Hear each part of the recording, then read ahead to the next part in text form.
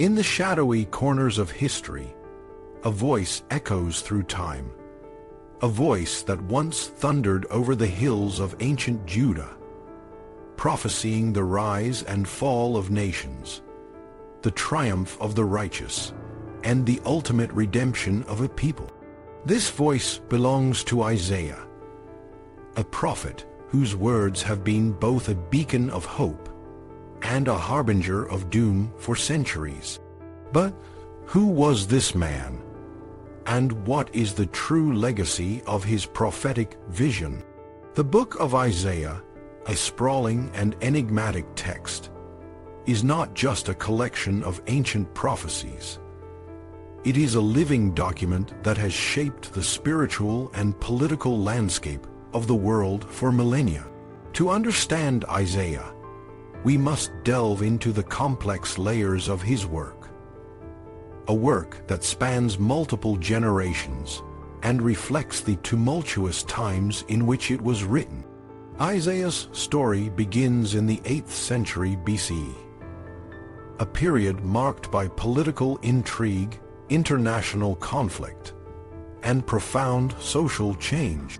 The kingdom of Judah, where Isaiah lived and worked, was a small but strategically important state caught between the powerful empires of Assyria to the north and Egypt to the south. Isaiah's life and ministry were shaped by these external pressures, as well as by the internal dynamics of the kingdom, including the reigns of kings Jotham, Ahaz, and Hezekiah. His role was not just that of a prophet, but also a royal counselor, a man who advised kings and spoke truth to power, often at great personal risk. The first major crisis that Isaiah faced was the Syro-Ephraimite War, a conflict that arose in the 730s BC, when the northern kingdom of Israel and the Arameans of Damascus formed an alliance against Judah. They sought to force Judah to join their coalition against the growing threat of Assyria. King Ahaz of Judah, fearing for his kingdom, was tempted to seek help from Assyria itself.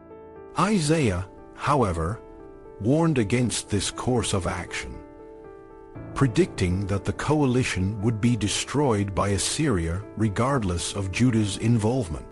In a dramatic encounter, Isaiah met Ahaz and his son Shear-Jashub at the upper pool and delivered a message of divine assurance. Take heed, be quiet, do not fear, and do not let your heart be faint because of these two smoldering stumps of firebrands. He reassured the king that the alliance would not succeed, and that Judah's true strength lay in its faith in God. Despite Isaiah's warning, Ahaz did not listen. He appealed to Assyria for help, and in the process, Judah became entangled in a series of conflicts that would have far-reaching consequences. The Assyrians defeated the coalition and eventually turned their attention to Judah, leading to a period of tribulation and uncertainty. Isaiah's prophetic role during this time was one of both warning and comfort.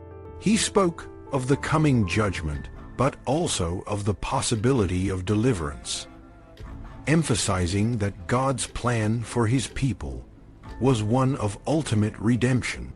The second major crisis came in the 710s BC, when Judah faced the temptation to join another anti-Assyrian coalition, this time involving the Philistines and Egypt. Once again, Isaiah advised against it, warning that Egypt was a broken reed and could not be relied upon for support. His warnings, however, went unheeded, and by 701 BC, the Assyrian army, led by King Sennacherib, was at the gates of Jerusalem. The city was besieged, and the prospects for survival seemed grim. Yet, In a dramatic turn of events, the Assyrian army was miraculously defeated, and Jerusalem was spared. The exact nature of this deliverance is a matter of debate, but the story of divine intervention became a cornerstone of Isaiah's prophetic message. Isaiah's prophetic ministry was not limited to political crises. He also spoke out against the moral and social decay within Judah, denouncing the exploitation of the poor by the rich and the corruption of the ruling elite. His words were a call to repentance and a reminder that God's judgment was imminent. Ah, you who join house to house, who add field to field, until there is room for no one but you, and you are left to live alone in the midst of the land. His message was clear. The pursuit of wealth and power at the expense of justice and righteousness would lead to ruin.